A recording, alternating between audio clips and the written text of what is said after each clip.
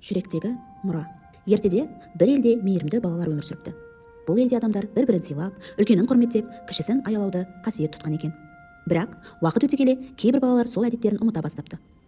Бір күні күн шуағын төгіп тұрған шуақты таң еді. Кішкентай Әділ мектепке асығып бара жатты. Көрші ата аулада отыр еді, бірақ Әділ оны байқамай өте шықты. Сонда анасы баласын тоқтатып: "Балам, үлкенге сәлем беру ізеттіліктің бастауы", деді. Әділ ұялып, қайта бұрылып: "Сәлеметсіз бе, ата?" деді. Ата күлімдеп, мейірлене қарап: "Сәлемің түзу бала екенсің, жолың ашық болсын", деді.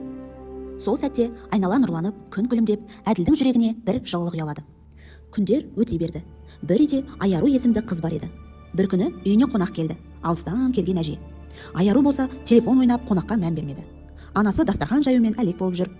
Әже күлімдеп қызға қарап былай деді: "Қызым, қонақ келсе құт келеді. Қазақтың дастарханы меймандостықтың айнасы." Аяру ұялы телефонын қойып, жымиып, шай құйып берді. Сонда әже батасын беріп: "Міне, енді сен нағыз қазақтың қызындай болдың", деді. Аяру қуанып, жүрегінде жылу сезілді. Ал кең даланың бір шетінде Ернұр есімді жігіт атасымен бірге отыр еді. Таңғы салқын самалмен бірге от жанып тұрды. Атасы немересіне қарап: "Балам, мына жер ата-бабаңның ізі. Осы топырақты құрметтеу өз еліңді сүю деген сөз", деді. Ернұр атасының сөзін ойланып тыңдады. Күн көкжиектен көтеріліп, алтын нұр шашты. Ернұр киіз үйдің жанындағы домбыраны алып, баяу күй тартты. Сол сәтте күй әуенімен бірге айнала жанданып, даланың гүлдері тербеліп, аспандағы бұлттар сырғып өтті. Кешкісін аспан қызыл түске боялғанда, Әділ, Аяру және Ернұр бір жерде кездесті.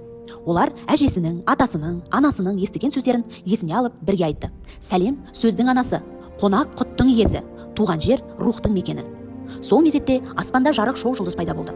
Ол үш балға қарай сәуле шашып, жүректерін біріктірді. Жарықтан әсем дауыс естілді: "Балаларым, ұлттың күші сендердің жүректерінде. Ата-баба аманаты сендер арқылы жалғасады." Содан бері сол елдің балалары үлкенге сәлем беріп, қонағын сыйлап, жерін аялауды ұмытпапты.